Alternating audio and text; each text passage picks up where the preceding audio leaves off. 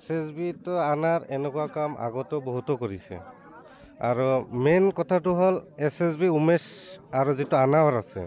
কাঠৰ বিজনেছ 2 নম্বৰীয়া হওক গাঁৱৰে হওক একেলগত মিলি কিনে মানে ইহঁতে বিজনেছ কৰে আৰু ইহঁতৰ বিজনেছৰ বাহিৰত যিবিলাক আছে সেইবিলাক ইহঁতে ধৰে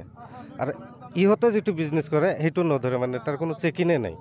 আৰু এইটো যদি প্ৰুফ লাগে প্ৰুফো পাব ইয়াৰ লগতে আনাৰক ধৰক উমেশক ধৰক তাৰ যদি ফোন পে'তে চেক কৰি চাওক কিমান পইচা লেনদেন কৰি আছে বিজনেছ ক্ষেত্ৰত একেবাৰে প্ৰুফ ক্লিয়াৰলি পাই যাব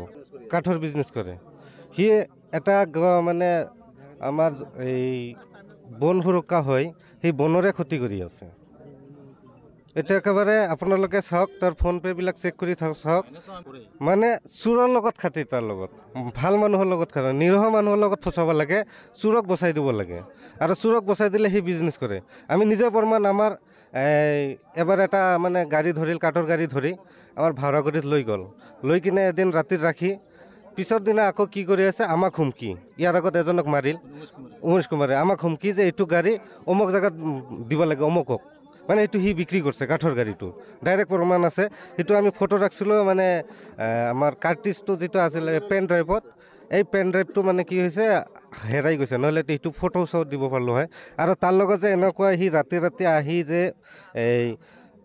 আনোৱাৰে যে আহি কিনে উমেশৰ লগত কাম কৰি থাকে সেইটো আমাৰ এই ড্ৰেছ পিন্ধি ফটো কৰি থাকে যে ড্ৰেছ পৰি আহে যে এইটো আছে আমাৰ লগত প্ৰমাণ আছে SSB ড্ৰেছ পিন্ধি আহে SSB কোনো চাকৰি নকৰে হয় যোৱা 26 তাৰিখে এই মাহৰ 26 তাৰিখে আমাৰ এই গেন্দাবাজাৰ কুকলুং অঞ্চলত এক অপ্ৰীতিকৰ ঘটনা বুলি ক'ব লাগিব এজন ব্যক্তি পৰিকল্পিতভাৱে প্ৰশাসনৰ হতুৱাই এজন আমাৰ এই অঞ্চলৰ এজন নিৰীহ যুৱক দোকান কৰি খায় সাধাৰণ যুৱক তেওঁক পৰিকল্পিতভাৱে ফচুৱাই তেওঁক জেল হাজতলৈ ইতিমধ্যে আৰক্ষী প্ৰশাসনে বা বিভাগীয় কৰ্তৃপক্ষই প্ৰেৰণ কৰিছে আমি ঘটনাটো লৈ বিশেষকৈ এই অঞ্চলৰ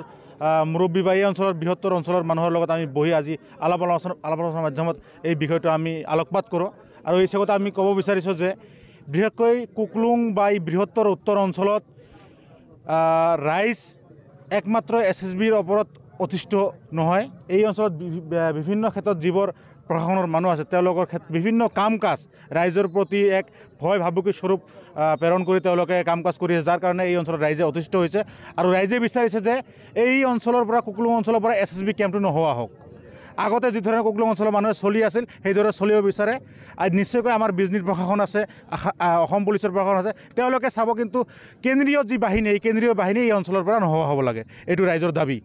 তাৰ লগতে আমি AVMC হিচাপে আমাৰো দাবী যে এই অঞ্চলৰ ৰাইজৰ স্বাৰ্থত এই অঞ্চলৰ ৰাইজৰ ভৱিষ্যতৰ স্বাৰ্থত আমি ক'ম যে এই অঞ্চলৰ পৰা কেন্দ্ৰীয় বাহিনী যি SSB আছে এই SSB কেম্পটো উঠাই ল'ব লাগে নামটো ওলাইছে এজন ব্যক্তিৰ নাম হৈছে আনোৱাৰ হুছেইন তেওঁ